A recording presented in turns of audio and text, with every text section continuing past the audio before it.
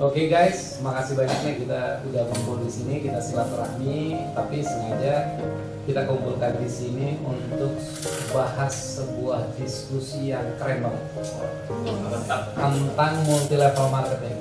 Dan teman-teman tahu nggak yang jadi narasumber buat kita diskusi siapa?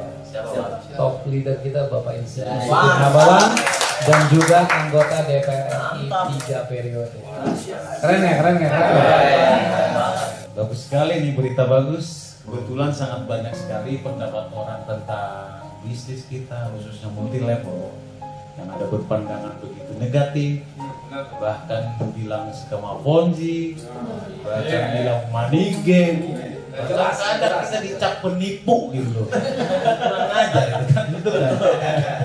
Guys, alhamdulillah Bang Syukur udah hadir nih. Apa kabar? Semua ini.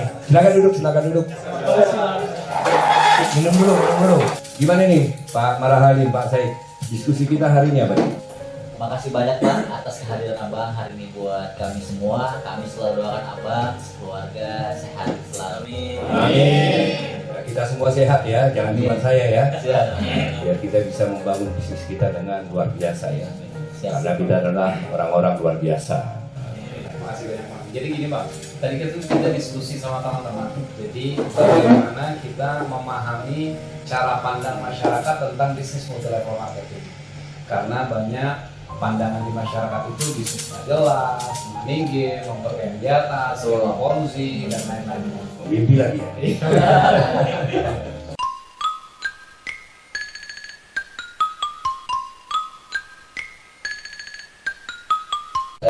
Kami di sini butuh sekali pencerahan Abang mengenai konsep bisnis multi level marketing.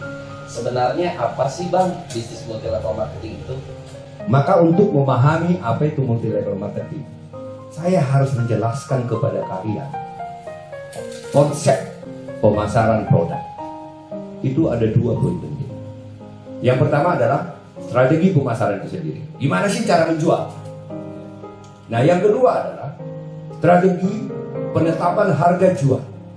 Di dalam strategi pemasaran itu ada 3 poin penting, yaitu produk yang akan dipasarkan, kemudian cara mendistribusikan, mulai dari pabrik hingga sampai ke tangan konsumen.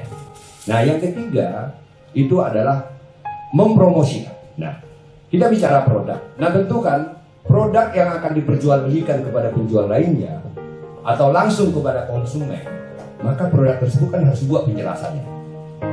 Apa kandungannya, apa fungsinya, bagaimana kualitasnya, dan lain sebagainya terkait dengan produk tersebut. Bahkan packagingnya, bungkusnya saja harus buat menarik.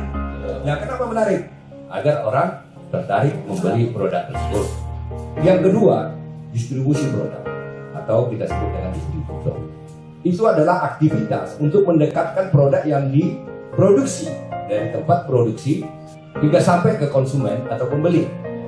Nah, biasanya sistem distribusi produk ini dibuat secara berjenjang, mulai dari distributor paling tinggi yang langsung berhubungan dengan pabrik hingga distribusi terbawah seperti toko atau retailer yang berhubungan dengan konsumen atau pembeli. Jadi jaringan distribusi itu biasanya kita sebut dengan agen distributor. Nah, yang ketiga, promosi produk. Itu adalah kegiatan untuk memperkenalkan produk tersebut kepada publik. Nah, dipromosikanlah semua hal terkait dengan keunggulan produk tersebut.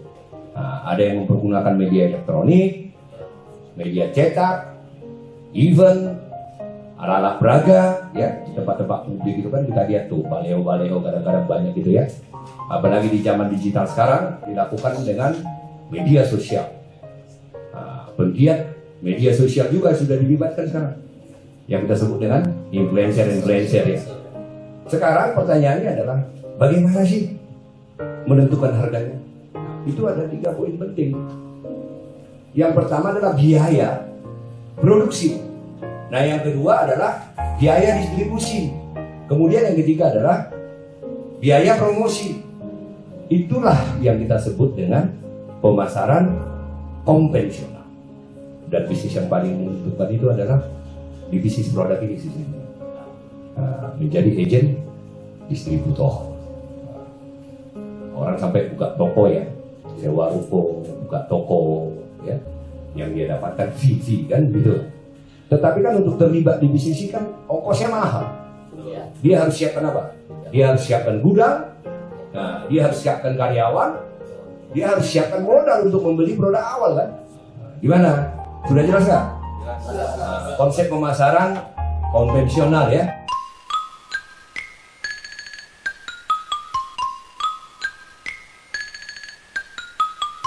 Nah, yang saya mau tanya nih, apa sih hubungannya dengan multi-level marketing? Konsep bisnis multi-level marketing adalah konsep bisnis penemuan terbesar manusia di bidang ekonomi. Sesungguhnya, multi-level marketing tersebut adalah konsep pemasaran produk. Jadi sama seperti pemasaran konvensional yang saya jelaskan tadi. Sama-sama menjual produk, sama-sama memasarkan produk. Maka sebenarnya kita bicara pemasaran itu ada dua. Yang pertama konvensional, yang kedua multi-level marketing.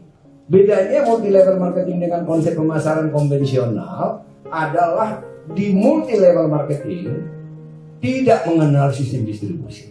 Nah, maka produk multi-level marketing tersebut kita lihat kan nggak ada di toko.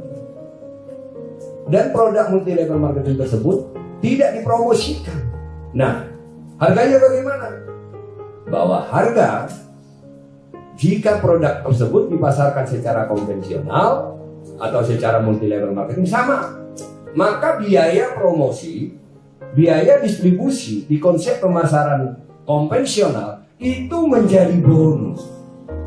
Itu menjadi penghasilan orang yang ada di multi-level marketing. Konsep dasarnya apa? Orang yang membeli produk multi-level marketing menjadi pebisnis distribusi dan pebisnis promosi. Artinya orang yang membeli itulah yang menjual produk multi-level marketing kepada orang lain. Orang yang membeli produk multi-level marketing tersebutlah yang mempromosikan produk yang dia beli kepada orang lain. Orang yang membeli produk di multi-level marketing itu sudah disebut member. Maka kita ini semua member nih, ya kan? Karena kita adalah pengguna atau pemakai produk media sehat sejahtera. Nah sekarang kalau kita mengajak orang lain lagi, kita perkenalkan produk media sehat sejahtera kepada orang, dia beli, maka kita sebutlah dia member baru atau downline. Maka kita menjadi leader. Kita dapat apa? Penghasilan. Nah pertanyaan paling pentingnya, bagaimana orang-orang yang membeli produk ini disusun? Berapa penghasilan atau bonus dari member-member ini jika mereka berhasil menjual produk itu? Nah, maka ada sebuah perusahaan. Kita sebutlah mereka ini namanya perusahaan multi-level marketing. Maka mereka mengatur di, kita sebut dengan marketing plan multi-level marketing.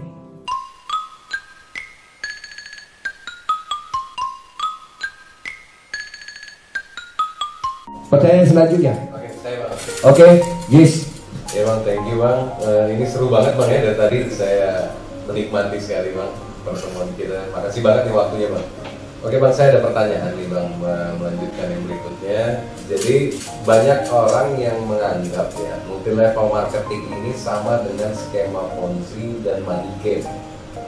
Apakah benar Bang? Saya ini anggota DPR 3 periode kan.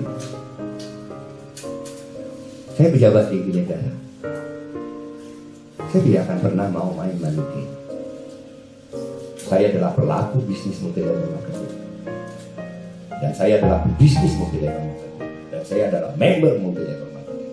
Nah, saya akan jelaskan apa sih itu skema Ponzi. Apa sih itu money game. Skema Ponzi atau money game itu adalah penipuan atau ilegal yang mempergunakan atau memakai skema bisnis multi-level marketing. Jadi bentuknya jaringan, skema bonusnya Sama seperti multi level marketing. Tetapi dia bukan multi level marketing. Skema Ponzi dan money game itu tidak memiliki produk. Intinya adalah orang menjadi member, setorkan uang. Dia dapat apa? Tidak ada produk. Maka saat kau setorkan uang tidak dapat produk, ya kau rugi loh. Kau dapat apa? Dapat janji. Kalau di multi level marketing, kau membeli produk senilai uangmu. Nah, jadi ciri-ciri daripada money game, skema Ponzi itu adalah pertama, dia tidak memiliki produk. Orang disuruh taruh uang, berarti bentuknya investasi, atau dibuat produk abal-abal. Nilai daripada uang yang ditaruh tidak sebanding dengan produk yang dia dapat. Atau dijanjikan sesuatu, taruh uang, nanti dikasih seolah-olah sudah ada DP. Nah, kalau dapat sekian member, nanti dikasih mobil, dikasih motor. Ini money game. Kenapa? Dia taruh uang padahal tidak dapat produk, atau dapat produk yang tidak senilai dengan uangnya, karena dijanjikan hal-hal yang tidak mungkin. Yaitu apa? Kalau dapat orang bisa mempengaruhi orang setor uang yang sama atau bahkan lebih besar, nah, dia langsung dapat penghasilan, atau mereka sebut bonus. Tapi bonus itu dari mana? Bukan dari transaksi produk. Tapi bonus itu adalah uang yang menyetorkan itu dikasih ke orang lain. Setor, nah, dia ambil sebagian dari uang itu dikasih kepada pengajak. Nah, yang kedua apa lagi dijanjikan? Nah, nanti uang yang kau taruh sekarang, misalnya contoh 5 juta ini, 6 bulan kemudian akan dapat disetorkan 10% setiap bulan. Artinya orang tidur, taruh duit, dapat duit setelah 5 bulan, tiap bulan dibayar 10%. Nah, tahu mereka janjikan apa? Kalau dapat sekian orang, 30 orang, nah, nanti bisa jalan-jalan, nanti bisa melakukan aktivitas ini, nanti akan dapat mobil, akan dapat motor. Sebenarnya yang dibagi-bagi itu adalah uang orang yang gabung. Nanti kejadiannya ini apa? Sampai pada suatu titik uang yang dibagi-bagi udah habis. Akhirnya apa?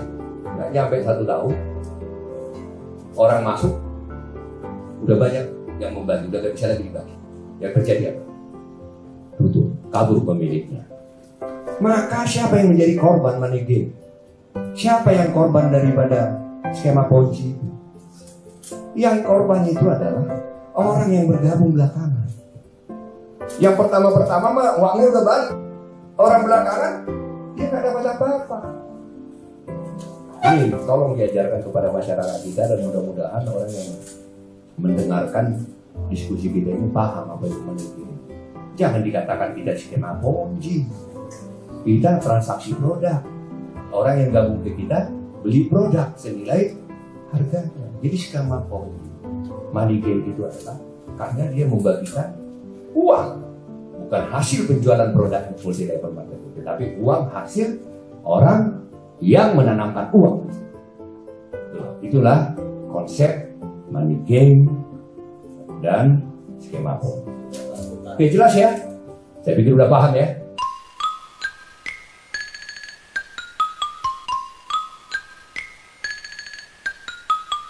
Atau ada pertanyaan berikutnya lagi nih?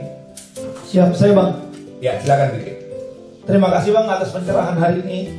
Yang luar biasa adalah yang saya mau tanyakan Bang, bagaimana cara memilih multi level marketing yang benar dan yang baik Bang, dan yang layak.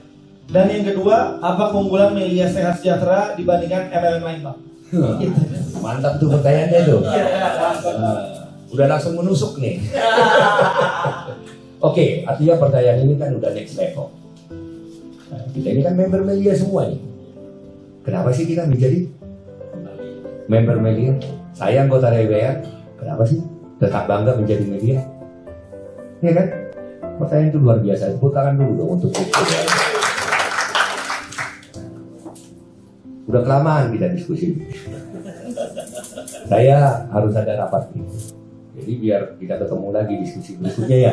Gimana kalau kita lakukan di diskusi berikutnya?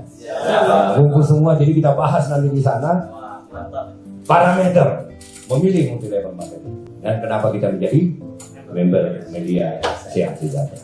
Jadi diskusi berikutnya ya saya jadi. Pokoknya nanti kalian kontak, kalian kumpul di mana, saya akan datang. Kita akan jelaskan terkait dengan hal itu. Pesan saya, tetap semangat, terus berjuang. Jangan pernah lelah untuk berjuang. Sampaikan salam saya kepada seluruh leader-leader agar mereka tetap berjuang demi kehidupan yang lebih baik. Suruh mereka mendengarkan semua diskusi kita ini. Ajarkan mereka apa yang kita diskusikan sekarang, agar mereka menjadi pelaku bisnis yang handal dan hidupnya jauh lebih baik. Jadi saya, para Halim dan semua rekan-rekan leader, saya mohon izin ya. Oke, terima kasih. Oke guys, gimana, mantap nggak hari ini? Sumbernya top leader kita Bapak Insinyur Sukurnawan, anggota DPR RI lagi. Biar nggak salah paham, biar nggak gagal paham, semua diskusi ini tolong dipelajari. Biar nggak asal komen netizen. Gimana Pak Dewan? Alhamdulillah nih hari ini kita udah dapat pemahaman mengenai multi level marketing, ya, skema fungsi dan money game. Next kita akan bahas dan mengetahui lebih lanjut lagi mengenai media sehat sejahtera. Dan berikutnya to be continue. Alright.